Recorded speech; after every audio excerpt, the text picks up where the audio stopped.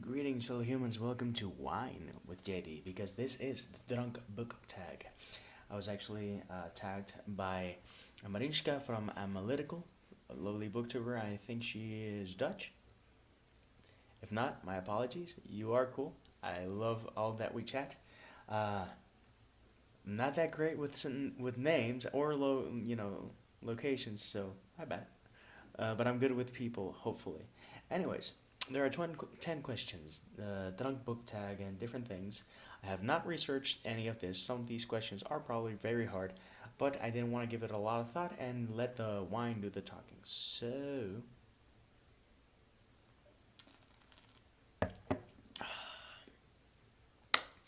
question number one, wine coolers. You're 16 and you finally managed to sneak one of your mom's Smirnoff Ices.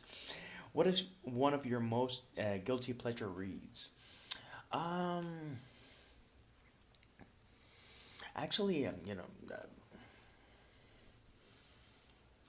thinking something completely inappropriate. I don't know. The comics and the jokes in Penthouse when I was a teen.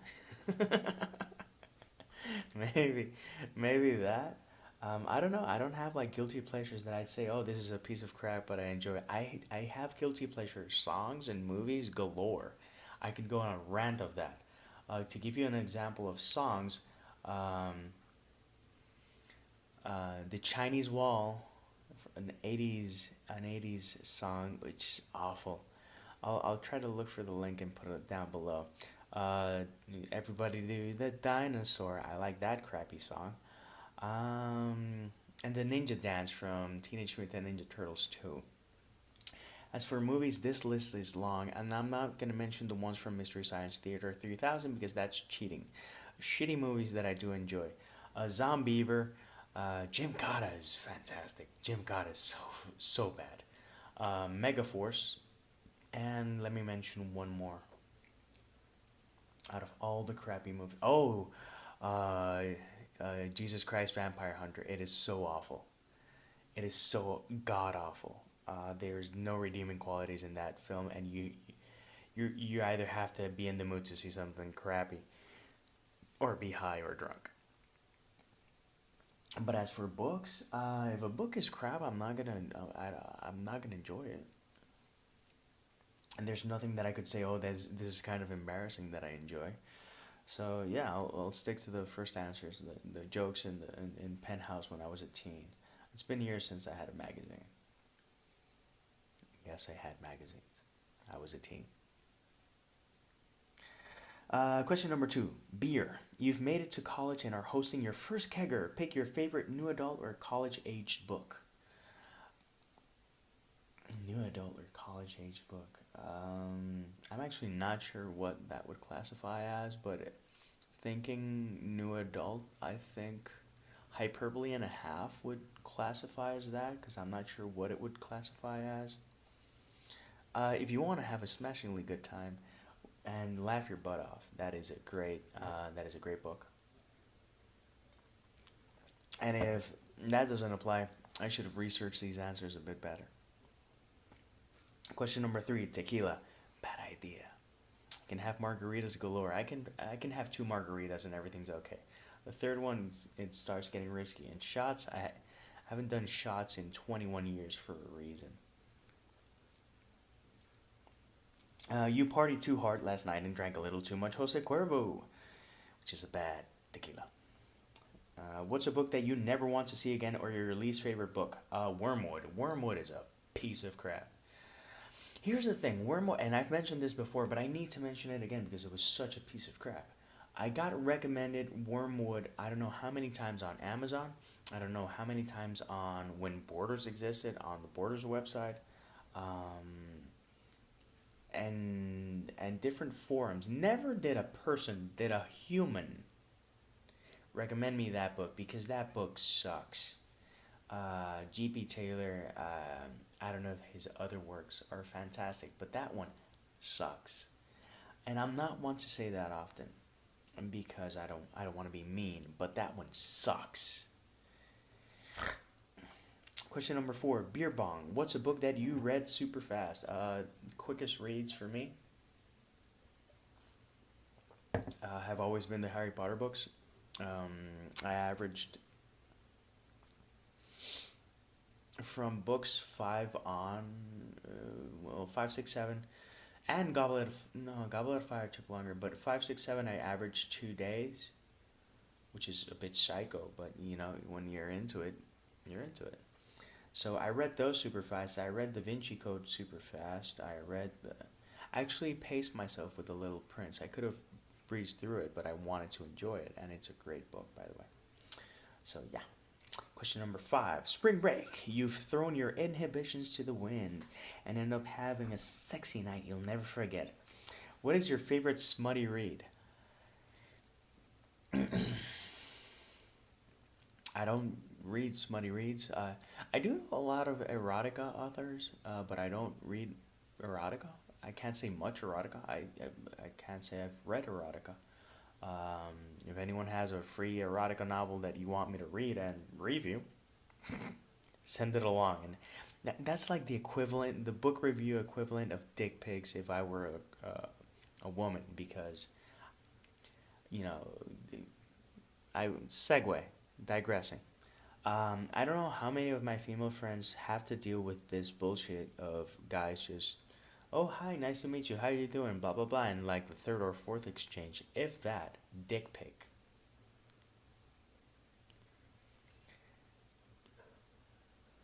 I don't know. Men used to seduce women in so many more interesting ways, and now it's a dick pic, and a poorly lit dick pic at that. Anyways, um, going back, um, to when I was a teen, smutty reads. I think, what was it called? I actually recommended this recently, to someone who was looking for smutty reads, and it's a graphic novel, and it's called Click by Milo Manara. Um, the concept was interesting. The writing was pretty good, and obviously it wasn't. This was something that I read when I was a teen, that appeared in certain magazines. Again, it's not that I was a perv; it's that I was a teen, and I had two older brothers, and most of their friends were really fond of me, and they were like, "Dude, I got something for you," and it's like, I had this huge stash that I had to toss eventually. It's so crazy, but it is what it is. I have no shame in that. Um, it it's not that it was a phase; it was something that I really enjoyed when I was a teen. So yeah, so Click by Milo Manara. I'm not sure if they sell that as a book. If they do, that's actually a really interesting concept. It's obviously mature in content, but it is what it is. Question number 6. Screwdriver. What's the most twisted book you've ever read? Up till now, I think the most twisted things I've read are by H.P. Lovecraft, in the sense that it screwed with my mind. It was really screwed. Fantastic, love it. I am a big H.P. Lovecraft fan. Apart from that, Gabino Iglesias, who's also a Puerto Rican author, wrote the only Bizarro book that I've ever read, and I will be reading eventually more Bizarro stuff. But he wrote Gut Mouth, which is a guy with a gut in his with a mouth in his gut. It is out there. It is intense. It is inappropriate. It is fun. Question number 7. Long Island iced tea, the melting pot of alcoholic beverages, which is actually a bad thing to get drunk with. I did this when I was in my 20s, and it's not a good idea.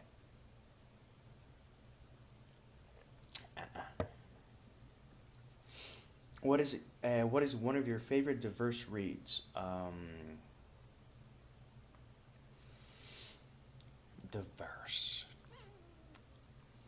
Actually, right now I'm finishing American Gods, and that's pretty diverse in the sense that it's got a lot of styles going in it, and it's not to mention something that I'm reading right now and that I can't dig into something, but that's actually a very melt, melting potish kind of book in terms of style and tone and different things, and it's been a really interesting ride. I got like 40 pages to go. Might finish it today or tomorrow. but it's been very surprising in terms of what I expected and what I got. What I got was a really dark story. I knew that it could be dark, but I think this is the darkest I've read of Neil, which is saying something. So, yeah. And it's got characters of all castes, colors, and whatnot, and nationalities, and pantheons. Question number 8. Sex on the beach. A drink that's great in theory, but wasn't exactly all it was cracked up to be. I actually do enjoy sex on the beach. The drink. I think there's better places to do the deed. What is a book that that just didn't live up to the hype? For me, I've mentioned it before, and think my expectations were way off with Percy Jackson. And I honestly felt uncomfortable with that book. I felt uncomfortably old and outdated, and like I couldn't connect with this story, which is a shame. I really wanted to like it, and I didn't think it was all it was cracked up to be. It is what it is. We have a different tastes, we have different likes, and I think that if I would have read that when I was a teen, I would be able to ride the nostalgia train. Since I read it now, missed out.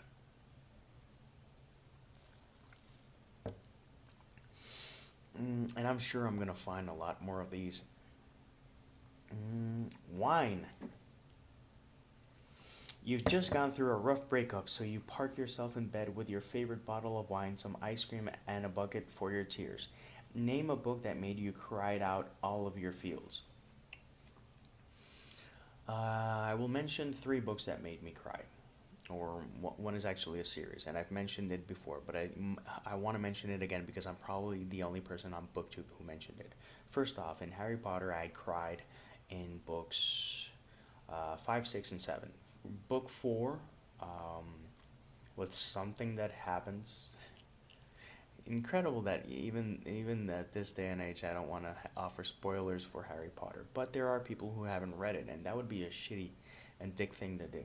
But didn't cry with 4, cried a lot with 5, cried with 6, cried a lot with 7.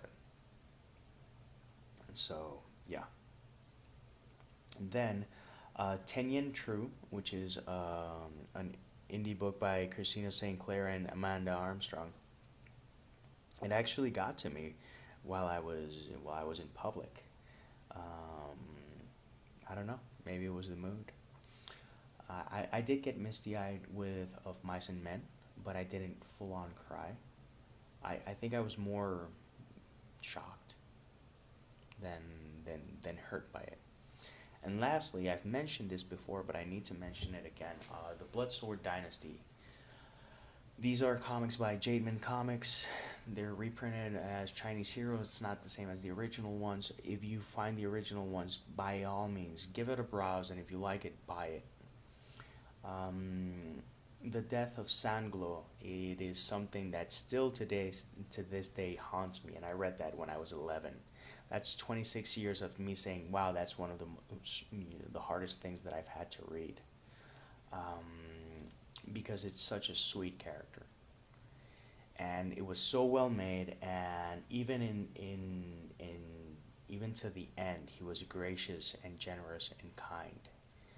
And you don't get that often. Also, if there's anything where a pet is not gonna make it, I'm not gonna read it. People are like, oh, are you gonna read this or this or that? And I'm like, does the dog make it? And they go like, oh, I can't tell you that, it's a spoiler. And I'm like, that means he's not gonna make it, and I can't handle that anymore in my life. We've been able to usher in 8 pups between my wife and I. That's 7 on my side, 1 on her side, and I have 1 to go, and I don't want to read about it.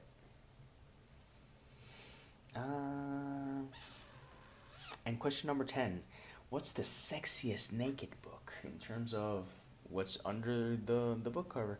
I actually don't know. I do buy a lot of paperbacks, so I don't get that hard cover experience. I'll have to take a look and check. I would thinking I have this huge limited huge. Oh god, hardcover huge. Limited edition of Lord of the Rings, and under the cover there's like the Tolkien logo embroidered, and it's very lovely. But I can't say it's like wow. So I'll check that. If I see something else, I'll let you know. But for now, peace, love, and maki rolls. I don't normally do this. This is not editing. This is me actually adding the tag that I forgot. I was so enthused that I had finished the tag that I didn't tag anyone. But I am tagging people. I am tagging Joe Compton from Go Indie Now, Amanda Mabry, Sunshine Somerville, Mike Pilgrim, and Anais Charchenko. Those 5 people I'm tagging because I think they would have some interesting insights, and because I don't want to over tag as I normally do. So until next time, peace, love, and my girls.